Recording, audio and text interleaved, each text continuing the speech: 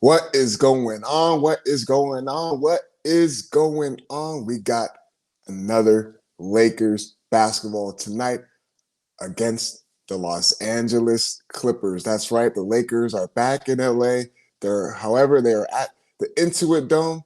They're playing against a Clippers team who has been playing better basketball through these last couple of stretches of games. And this is another opportunity for the Lakers to sustain that same energy and effort on the defensive end of the basketball court. You got to be able to get collective games like this. There's no reason why the Lakers should come out flat-footed. We understand the history. We understand how the Lakers and Clippers always match up. You're always going to get the best out of every single team. Clippers got some injuries on their lineup. Lakers got a clean slate, it looks like. Austin Reeves is obviously still out right now. We're probably gonna get more of an update when he can return in this 8-game road trip. We know that Deondre is out. Could we see Kawhi Leonard play tonight? He is a game time decision. We're gonna get through all of that. We got on this day 20 years ago a big Laker history moment. We got a lot of stuff for this Lakers Talk Daily episode. Before I do any of that, you already know the deal. I got to talk about Pechanga Resort Casino, and you can always play your perfect combination at Pechanga Resort Casino, the official Native American resort and casino of the Los Angeles Lakers. Skip the traffic. Head on over to Pechanga Resort Casino just off the I-15 in Temecula. Visit pechanga.com or call 888-PECHANGA for reservations and for more information. Seeing the energy and effort against the Toronto Raptors. You're seeing what they were able to do, making the necessary adjustments going in the second half of that game. And you're seeing them in Denver to start their 8-game road trip. It was one of those first quarters, you're like, oh, here we go. It's a Jamal Murray moment. He always, for some reason, gives the Lakers some problems. They're doing this without Nikola Jokic. This is going to be another bad loss for the Lakers. This is one you got to get with their star player out of the lineup. Every single guy on that Denver Nuggets team was hitting shots left and right in that first quarter. And you knew at some point they could possibly cool down. But the Lakers didn't play into that factor. They weren't waiting for them to miss shots. They did the necessary adjustments going in the second half of that game. Double teaming Jamal Murray as soon as he crossed half court. Actually being better in the zone matchups. Picking them up right as he crossed half court line, making others beat you. I know Peyton Watson was having a good game. All the other role players in Denver Nuggets were playing really well in that first half. But credit to JJ Redick, credit to Luka, all the guys on that roster for making the adjustments and playing better defense. These past 2 games, they've been holding opponents under their season high averages as a team. Now, can you keep that up in this collective effort against a Clippers team who has been hungry, who hasn't playing better basketball? Kawhi Leonard has him playing out of his mind this season. A couple weeks ago, he put up a 50 ball, and it looked like he's been back to his old self. He is a game-time decision. I know I said it yesterday on DeMarco and Travis afternoon show that he's been out of the lineup. He has with knee irritation, but you still got to worry about James Harden. You still got to worry about Ivica Zubac. They still got a veteran, Nicholas Batum. Then they also acquired John Collins, who is an athletic man. This is going to be a tough game for the Lakers. The Clippers have been playing better basketball. You can't just roll up in here and just look at a Clippers team that you know was struggling when they started off only with 6 wins and just come out here and think that it's going to be an automatic W. They should have learned their lessons by the games they played against the Sacramento Kings. Just rolling over there in Sacramento thinking that it's going to be easy. That game against the Charlotte Hornets, a Charlotte Hornets team who is really, really good offensively. Lakers came out there flat-footed and just never made the necessary adjustments. I expect the Lakers to do the same thing that they've been doing these past 2 games and bring that and carry that over to tonight's game against the Clippers. Get the ball out of James Harden's hands. He's going to thrive in that pick-and-roll game with Zubac. You want to make sure that you make others beat you. If the Lakers let John Collins beat them, so be it. It's going to be a little bit tougher because if Kawhi Leonard does play, they're going to have to pick and choose who are they going to have to guard. They're going to have to do a lot of rotation. This is going to be a game where you're going to have to be able to keep guys in front. Chris Dunn is a guy that's going to go out there and defend. They can't let the frustration of the refs. I know we talk about Luka Doncic always bickering at the refs. Sometimes LeBron James doing the same thing. This is going to be a game. You got to move on. It's got to be next play. Ty Lue is going to have his guys ready to roll. Remember, the Clippers, they just lost recently to the Chicago Bulls. Before that, they was rolling with a 6-game win streak. They started off 6-21. 6-21. And they rolled in, and now they're in a playing spot. They fully committed to the buy-in process. And remember all the noise that they were talking about, what leads me to this. I've seen reports that the Lakers could be interested in Chris Paul. Chris Paul, a Hall of Famer for sure, one of the top point guards to ever play in this game. Apparently, there's rumors that Lakers could be centered around Chris Paul. And this is what brings me to this. Remember every single thing that was coming out with Chris Paul and the Clippers and how he was a distraction in the locker room. They didn't like how vocal he was. They didn't like how he was real assertive. We got to remember Chris Paul and how he is. He's one of those that he's going to tell you straight up how it is.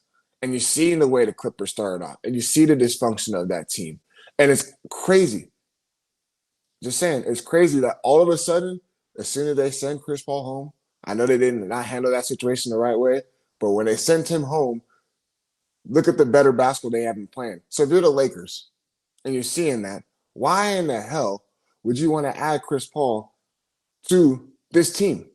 First off, you don't need Chris Paul to play 10 minutes like he was doing with the Clippers, 10 to 15 minutes. You don't need that right now. You still got Austin Reeves that's going to be coming back into this lineup. So why do you need to add another smaller guard to this roster? And first off, why do you think that adding him would be beneficial for this Lakers team right now in this point of the season? Does that help out any single way? Knowing that the stuff that was caused and created in that Clippers locker room, why would you try to add that to something that's still a product that still can be good? There's a reason why they're playing better basketball. Just saying, it's not a coincidence. It's not a shock. But this is going to be another game that the Lakers are going to have to get. Imagine after that dominant performance against the Denver Nuggets, especially in that second half, specifically in that second half. And then you come out and you get another good win on the road against the LA Clippers. Now you're starting to road trip off on a 2-0 note, knowing that you got to go and the schedule only gets more difficult for the Lakers on this road trip. It only gets more difficult. They got the Mavericks coming up. Then they got to go on the East Coast and they got to deal with excuse me. They got the Mavericks coming up. Then they got to go on the East Coast with the Bulls, go to Cleveland, then to Washington, then to New York, then to Brooklyn. It's like that is a lot of games. And we talk about where the Western Conference standings are at. If the Lakers want to be out of that play-in tournament, they got to win games like this. They got to win games against a team like the Clippers. They got to win games, especially against a team like the Brooklyn Nets, who I do want to talk about because there's some stuff that's been sent around the Brooklyn Nets. There's been reports that they could be moving on from Michael Porter Jr. and pair him up with Nicholas Claxton. Could the Lakers possibly try to go after Michael Porter Jr.? Michael Porter Jr., a guy who always gave the Lakers fits when he was on the Nuggets.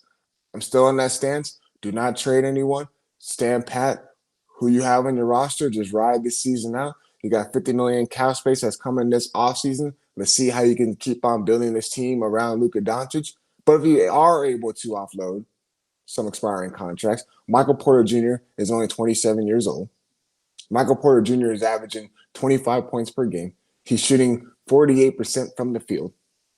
He is a shooter, a wing.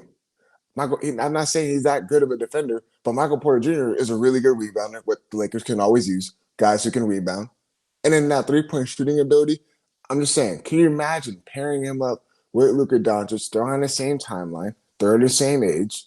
Can you imagine him being that spotter shooter, especially when Luka Doncic coming off that two-man game of a pick and roll with whoever that certified big man is? that rim protector. And I personally love Nicholas Claxton. He's not this guy that is going to go out there and wow you in the scoring margins, but his high motor, his energy and effort, his rebounding, his ability to block shots, his presence is always known on the basketball court. So there's sometimes you have moments, and I'm not disrespecting Deondre. He's been playing really well, really well. This is his prove it season, and he has kind of lived up to that. There's been some games like, come on, Deondre, they need more out of you. You can't be always having guys trying to motivate you on the basketball floor. Whether you do have the rock in your hands or whether you don't, you got to make some sort of impact on the floor. Whether that's rebounding and not giving up second chance opportunity, blocking shots, or even just changing the trajectory of jump shots when guys get into the lane. You don't need to have the ball in your hands every single time. And that's what the type of guy Nicholas Claxton is. He's not going to need a ball in his hands. He's going to protect the rim. He's going to rebound. He's going to do those things that doesn't really necessarily show up on the stat sheet. But imagine just pairing him up, Luka Doncic and Michael Porter Jr., and we know how much he was giving the Lakers problems with his ability to shoot the rock. And what have the Lakers been struggling at through these past couple of seasons? Shooting the basketball, especially from the three-point range. This is today's NBA. You need three-point shooters. You need guys who are consistently able to knock down the shot. I know the Nets have said, there's been all reports that they're not really likely to move on from Michael Porter Jr. this season. Could be an off-season thing that they look to offload from him. I've seen his name centered around. I don't believe that the Lakers are going to actually go out there and be aggressive to get him. But I just thought that would be really interesting because you look at the age, him being 27, Luka Doncic being 26. We're at that point now. If the Lakers do make a trade, you got to try to line it up with Luka Doncic's timeline. You don't want to try to acquire a guy who's going to be moving this offseason. Especially, we know how the contract situation is going to work. There's no need to get into all that. I'm just thinking about this hypothetically in a situation that can be beneficial for the Lakers. Adding a shooter like that, a guy who can rebound. He has great size. I'm not saying he's this crazy and great defender, but he holds his own. He holds his own. That would be very, very valuable to add around a guy like Luka Doncic because we're at that point where you want to try to build a team around Luka Doncic, once again, that have nothing but athletic guys who can defend to pick up that. And then if he does get blown by, which he does a lot, a majority of games, you need guys who can protect the rim. You're going to need guys that can block shots, rebound, and get out and run. That's the type of team you need to build around Luka Doncic. Just keep on looking at what the Dallas Mavericks did. You got to try to imitate what they did and bring that over if you want to get the most out of this Luka Doncic timeline. So I thought that was very interesting. I really, really did. I'm full in belief that you got to be able to have three-point shooters, especially in today's NBA. And there is moments where we do see the Lakers struggle from the three-point line. And then they do struggle a lot defensively. But let's not knock what they've been doing these past two games. Again, I just want to bring that out. Not saying this is going to happen. This has just been reports. This is not something that is going to happen. I want to make sure I stress that enough. Lakers got a chance tonight against the Los Angeles Clippers to go 2-0 to start their 8-game road trip. I really want to see them do the same exact thing that they were doing to Jamal Murray, blitzing him. As soon as James Harden crosses half court, make sure he gets rid of the ball. If Kawhi Leonard has the ball, make sure there's guys that are in. I'm going to get deep in the wounds here. Follow me. In the gaps, clog up those driving lanes and make him and force him and taking contested jumpers. You know he likes getting his bread and butter in the mid-range game. Don't let these guys get in the paint. If you let John Collins beat you, if you let Nicholas Batum beat you, then so be it.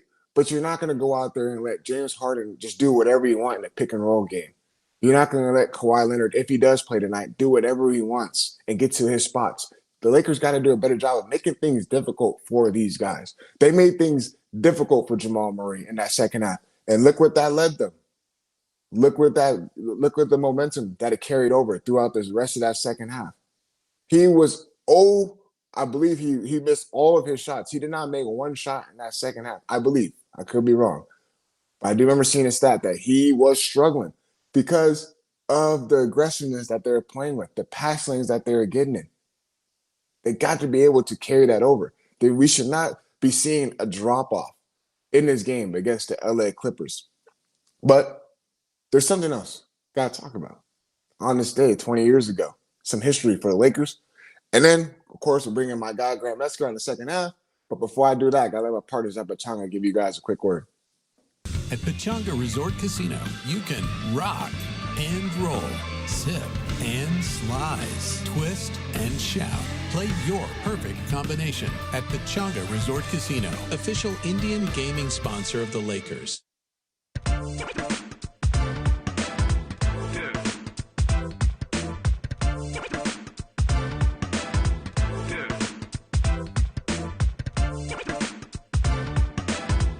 All right. What is going on? We got some Lakers history. Before we get into that, Lakers, Clippers tonight. Lakers are going to look to get on a 2-0 start on their 8-game road trip. But of course, on this day, 20 years ago, that is right, Kobe Bryant. Kobe Bryant had 81 points against the Toronto Raptors. And I was really, really young when Kobe Bryant, I was what? I believe I was six or seven years old when Kobe Bryant did score that 81 points. So I was really, really young, but I do remember every single one dribble pull-up that Kobe Bryant was getting to. He was getting to every single spot he wanted to against the Toronto Raptors. And I remember all the commercials that came out with Kobe Bryant and Jalen Rose. I know they still tease Jalen Rose to this day that Kobe Bryant dropped 81 on his head. And I had to go back and look at the stats for Kobe Bryant. I had to go back and look at it. And he shot 28 out of 46 from the field. He put up 46 shots. 46 shots. 7 of 13 from 3. He shot 18 out of 20 from the free throw line. Every single highlight that you see, one drill pull-ups in the mid-range, getting one drill pull-up from the three-point line. There was nothing that the Toronto Raptors could have done that could have held Kobe Bryant down. And that is why I specifically will always consider Kobe Bryant my GOAT, because of the stuff that he was doing on the basketball court, the fearlessness, the attitude, getting the most out of his teammates. He played with that grit, that anger, a lot of stuff that you don't really see that much today. The game meant so much to Kobe. And seeing that 81-point performance, especially a kid at my young age, you would do nothing but always try to imitate what he would do. I remember me being on my little Nerf rim, and I would be calling up my own highlights, and I'll shoot on that rim like Kobe. To this day, I still do that in these moments. And it's beautiful. I'm glad that popped up on my timeline 20 years ago today. Kobe Bryant dropped like 81 points. And I'm sorry, and I love to say this, but there was no way. I'm looking at that. I have to go back and look at that Raptors roster because I'm like, he was really torching them, putting up 81 on their head. Of course, you had Jalen Rose, who was majority the primary defender. And then you look at the rest of that starting five for the Raptors. They had a young Chris Bosh, a really young Chris Bosh. Mo Peterson. I know you guys know about Mo Peterson. Mike James, and I can't believe this, but we all remember the Red Rocket, Matt Bonner. Matt Bonner was starting for the Raptors. So you're looking at that starting five, and there is no question that Kobe Bryant was going to put up, first off, was going to put up numbers against that team. But 81 points, 46 shots. And it was one of those give me the rock. He was feeling it. I just remember hearing the play calling, the play-by-play, and they're like, Kobe again knocks it down. Every single jump shot that he was taking, it looked like it was just going in. And honestly, it is one of the most important things that we have to remember, that Kobe Bryant is literally one of a kind. One of a kind what he did on that basketball court, especially for me and my generation growing up. And the fact that he put up 81 in a span of 42 minutes. 42. And the crazy is we complain a lot about the way guys today get to the free throw line, specifically Luka Doncic. I don't complain much because there is times where he does kind of get his arm wrapped up, whatever the case is. But the free throw attempts that Kobe was getting to, those were him driving hard to the basket and getting and ones majority of the time. That one dribble pull up, I wish I could just stand up and do it. The one dribble pull up, getting to the elbow, the one dribble pull up on the wing three, pulling up as soon as he crossed half court line. There was nobody that was going to stop that man from getting 81 points. So I'm so glad that popped up on my timeline. And I'm anything that we can do as far as we bring back history. Yeah, I mean, just a beautiful thing to see.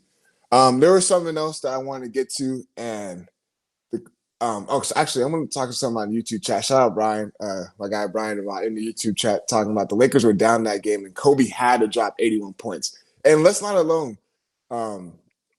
Let's what's it called? Let's take a look at that. Who was on that Lakers roster? By the way, I'm glad the YouTube chat brought that up.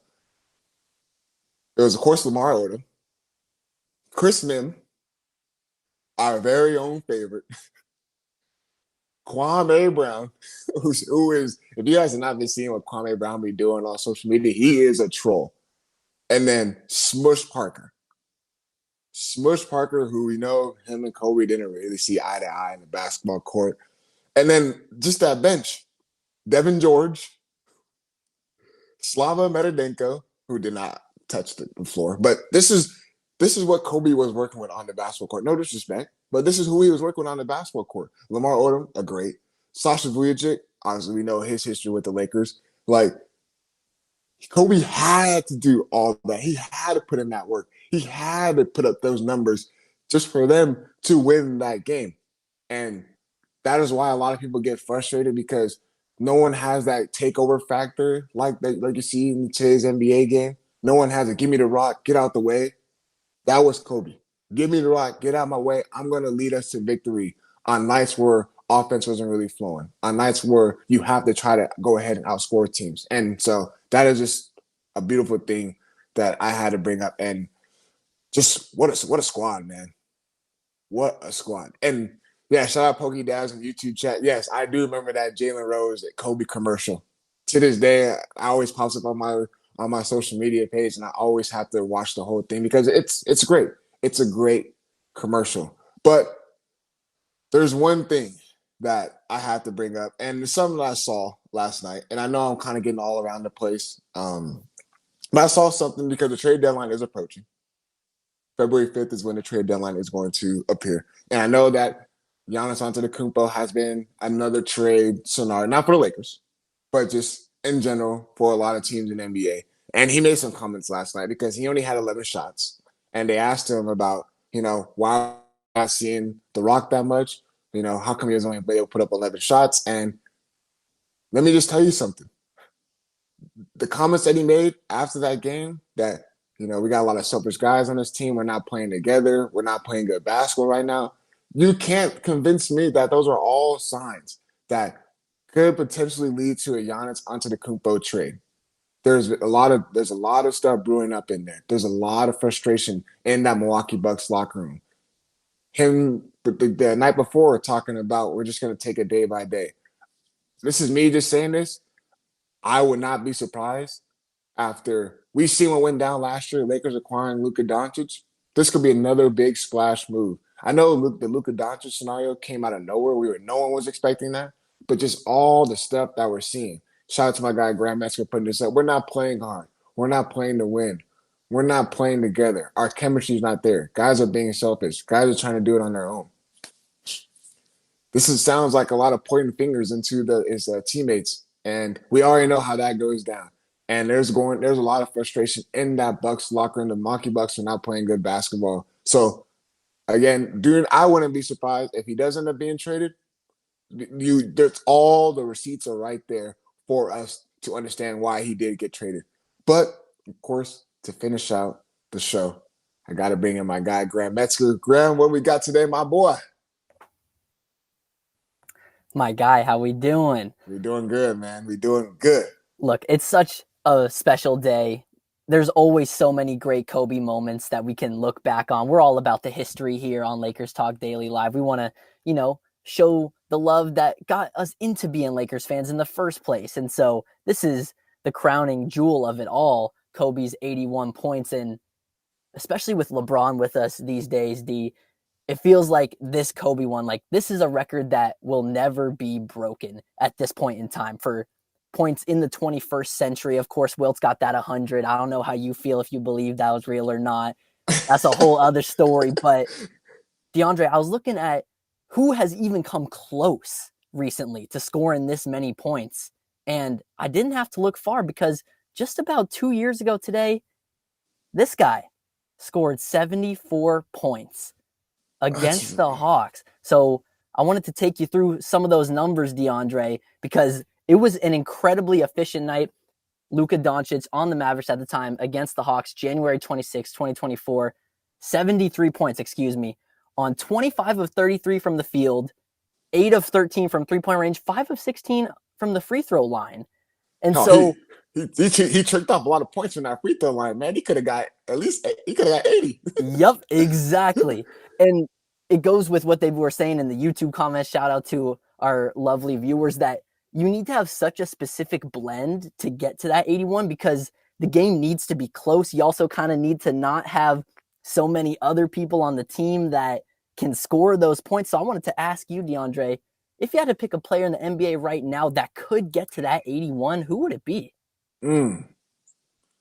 I mean, of course, I think still it's Luka Doncic when you think about it, man. Yeah. I mean, because I'm trying to think like Shai Gilgeous, great player.